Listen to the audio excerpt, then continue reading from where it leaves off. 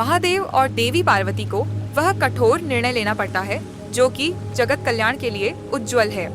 महादेव और देवी पार्वती त्रिशूल को उठा के सीधे धरती की ओर फेंक देते हैं, जिससे कि धरती स्वर्गलोक और कैलाश से दूर जाने लग, इतना दूर कि धरती में से कोई भी लौटकर कभी भी कैलाश और स्वर्गलोक नहीं आ सकता बिना महादेव की इच्छा के।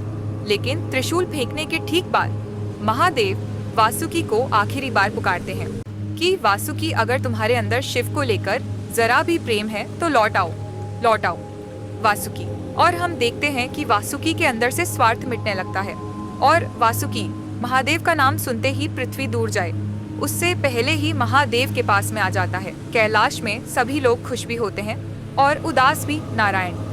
उस वक्त कहते हैं कि यह घटना, यह पूरा ही संसार सदैव सदैव के लिए याद रखेगा, क्योंकि इस घटना के बाद इस संसार एक नई पहिए पे घूमेगा, यानी युगों के पहिए पे सतयुग का अंत हो चुका है और त्रेता युग का आरंभ हो चुका है। महादेव ने जैसे ही पृथ्वी को अपने आप से वृतक किया, उसी के बाद से त्रेता युग का आरंभ हो गया है। सतयुग में कोई भी स्वार्थी नहीं था, किसी के अंदर भी स्वार्थ नहीं था, लेकिन त्रेता युग में सभी लोग स्वार्थी हो गए। कोई भी ऐसा नहीं है जो कि स्वार्थ पर विजय पा लिया हो, और समय समय पर ऐसे ही युगों का खेल चलता रहेगा। त्रेता युग के बाद द्वापर युग आएगा, द्वापर युग के बाद कलयुग। साथ ही समस्त संसार सदैव सदैव के लिए यह बात याद रखें कि शिव सबके हैं, चाहे युग कोई सा भी हो। शिव कण कण में है और शिव ही सत्य है। महादेव कहते हैं कि पृथ्वी सदा सदा के लिए मृतक हो गई। देवी पार्वती महादेव को संभलने को कहती है, क्योंकि महादेव बहुत ही ज्यादा उदास होते हैं।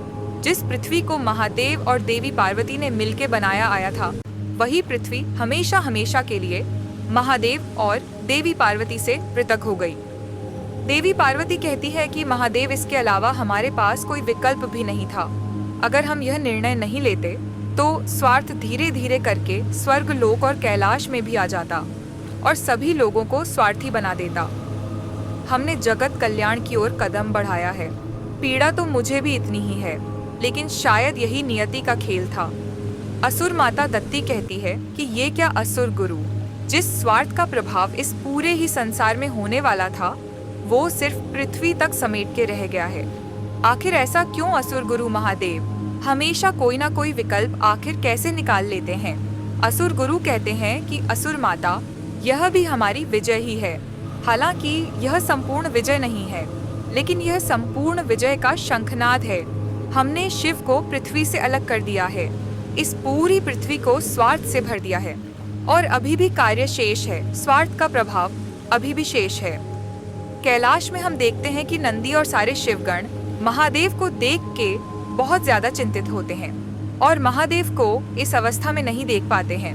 उसी वक्त नारायण कहते हैं कि शिव को शव बनते देखना बहुत ज्यादा कष्टदायक। यह बात हमें बताती है कि शिव सभी लोगों से अत्यधिक प्रेम करते हैं, चाहे वह पृथ्वीवासी ही क्यों ना हो। नारद जी कहते हैं कि नंदी, जब तक पृथ्वी वापस से स्थिर नहीं हो जाती तब तक महादेव इसी अवस्था में रहेंगे, लेकिन फिर भी महादेव पृथ्वीवासियों को बचाएंगे, क्योंकि ये संपूर्ण संसार की आस सिर्फ और सिर्फ महादेव पर टिकी हुई है। हर हर महादेव, हर हर महादेव ईश्वर। हम देखते हैं कि शिव शक्ति का त्रिशूल धरती को दूर पे दूर ले जाया जा रहा था, इतना दूर कि वहां से वापस कैलाश लौटना लगभग असंभव है। ईश्वरम शुक्राचार्य, असुर, माता दत्ती, राहु केतु और स्वार्थस को देखते हैं, जहाँ पे स्वार्थ असुर गुरु से पूछ रहा होता है कि असुर गुरु, आखिर ये पृथ्वी कहाँ पर जा रही है और कब तक ऐसे ही जाती रहेगी, कब ये रुकने वाली है? असुर गुरु शुक्राचार्य कहते हैं कि महादेव इस पृथ्वी को इतना दूर भेजना चाहते हैं कि वहाँ से कोई भी इंसान या कोई भी स्वार्थी अपने स्वार्थ की प्रवृत्ति लेके दूसरे लोक में ना आ सके, और अगर वह आए भी तो अपने पापों का अंत करके आए। अगले ही पल हम देखते हैं कि शिव शक्ति यह निर्णय ले लेते कि अब यह पृथ्वी को रोक देंगे, क्योंकि पृथ्वी बहुत ज्यादा दूर जा चुकी है। जिसके बाद शिव शक्ति अपने हाथों से पृथ्वी के आगे अलग से शक्ति उत्पन्न करते हैं, जिससे कि पृथ्वी धीरे धीरे करके स्थिर हो जाती है। ये चीजें देख के कैलाश में सभी लोग कहते हैं कि धन्य है शिव शक्ति, हर हर महादेव, हर हर महादेव, हर जगह हर हर महादेव के नारे लगने शुरू हो जाते हैं, क्योंकि महादेव और देवी पार्वती ने अपनी शक्ति से पृथ्वी को वापस से स्थिर कर दिया है। लेकिन इसमें एक बहुत बड़ी समस्या है कि जब शिव शक्ति अपनी शक्तियों को हटाएंगे, जब पृथ्वी वापस से उसी गति से दौड़ना शुरू कर देगी, क्योंकि त्रिशूल का प्रभाव ही इतना घातक था। असुर गुरु शुक्राचार्य बहुत ज्यादा प्रसन्न हो जाते हैं। वह असुर माता को कहते हैं कि असुर माता, इससे हमारी एक और विजय हुई है। शिव शक्ति जब अपनी पूरी ऊर्जा से पृथ्वी को रोकने की कोशिश करेंगे तो उनके पास वक्त और ऊर्जा दोनों ही नहीं बचेगी किसी और कार्य में डालने की, और यहीं पर ही हम शिवत्व का अंत कर सकते हैं। असुर माता दति भी बहुत ज्यादा प्रसन्न हो जाती है। वह कहती है कि अब हमें नई रणनीति बनानी होगी कि हम किस तरीके से शिवत्व का अंत करें। लेकिन ये जो मंशा आती है, मंशा यहीं के यहीं खत्म हो जाती है, क्योंकि महादेव कहते हैं कि हम ऐसे ही हमारी ऊर्जा लगा के पृथ्वी को एक जगह स्थिर नहीं रख सकते, क्योंकि अगर हमने ऐसा किया तो हम बाकी जगह हमारी ऊर्जा नहीं लगा पाएंगे। इसलिए देवी, हमें यहाँ पर एक और निर्णय लेना होगा। वह निर्णय कुछ यूं था कि महादेव ने 8 ग्रह को, जिसमें शुक्र ग्रह भी शामिल है, पृथ्वी के साथ सूर्य के चक्कर लगाने के लिए कह दिया, और इन 8 ही ग्रहों की गुरुत्वाकर्षण के चलते पृथ्वी स्थिर रहेगा।